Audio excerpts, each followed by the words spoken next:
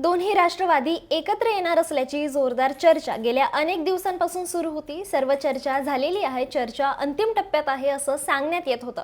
पण आता जागा वाटपावरून आणि चिन्हावरून दोन्ही राष्ट्रवादींची चर्चा फिसकटली असल्याचं समजतंय। कारण बारामतीच्या हॉस्टेलमधून अजित पवार अचानक कोणतीही सुरक्षा सोबत न घेता पुण्यातील जिजाऊ बंगल्यावर निघून आले। ही युती नेमकी कशामुळे तुटली आणि जागा वाटपात नक्की काय झालं, सविस्तर पाहूयात या बातमीच्या माध्यमातून। नमस्कार, मी श्रुती आणि तुम्ही पाहतात थोडक्यात। गेल्या अनेक दिवसांपासून काका पुतण्या एकत्र येणार असल्याची जोरदार चर्चा होती। यासाठी दोन्ही बाजूच्या नेत्यांमध्ये बैठकांचे सत्रही सुरू झालं होतं।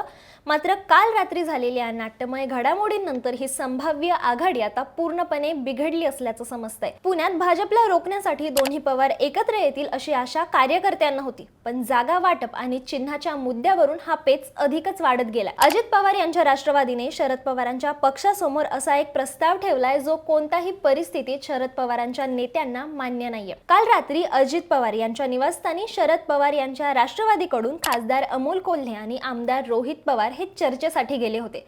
या बैठकीत अजित पवारांनी एक प्रस्ताव मांडला। त्यांनी शरद पवारांच्या राष्ट्रवादीला पुणे महानगरपालिका निवडणूक घड्याळ या चिन्हावर एकत्र लढण्याची ऑफर दिली। मात्र शरद पवारांचा पक्ष सध्या तुतारी या चिन्हावर आपली ओळख निर्माण करतोय, त्यामुळे ऐन निवडणुकीच्या तोंडावर पुन्हा घड्याळाच्या चिन्हावर निवडणूक लढवणं हे शरद पवार यांच्या पक्षातील नेत्यांना अजिबात मान्य नाही। शिवाय शरद पवारांच्या राष्ट्रवादीला फक्त 30 ते 35 जागाच अजित पवारांची राष्ट्रवादीकडून देण्यात येणार होत्या। मात्र शरद पवारांच्या राष्ट्रवादीने अधिक जागांची मागणी केली होती। तर अजित पवार आपल्या जुन्या चिन्हावर लढण्यासाठी ठाम राहिल्याने ही चर्चेची गाडी फिसकटली आहे। या चिन्हाच्या वादामुळे आणि जागा वाटपामुळे आता शरद पवारांची राष्ट्रवादी महाविकास आघाडी सोबतच राहून निवडणूक लढवण्याची शक्यता निर्माण झाली आहे।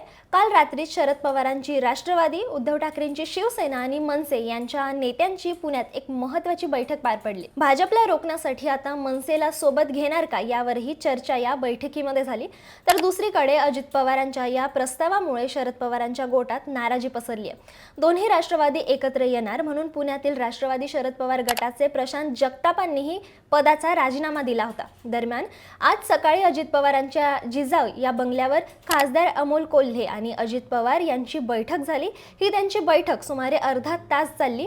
पण आता अखेर दोन्ही राष्ट्रवादी एकत्र येणार नसल्याचं स्पष्ट झालंय। शरद पवारांची राष्ट्रवादी आता महाविकास आघाडी सोबतच लढणार आहे अशी माहिती राष्ट्रवादीच्या अंकुश काकडे यांनी दिली आहे। त्यामुळे आज संपूर्ण दिवसभरात नक्की काय काय घडतंय हे पाहणं महत्त्वाचं असणार आहे। या बातमीवर दिवसभर आमची नजर असणारच आहे। ही महत्त्वाची बातमी इतरांना शेअर करा, व्हिडिओला लाईक करा आणि चॅनलला सबस्क्राईब करा।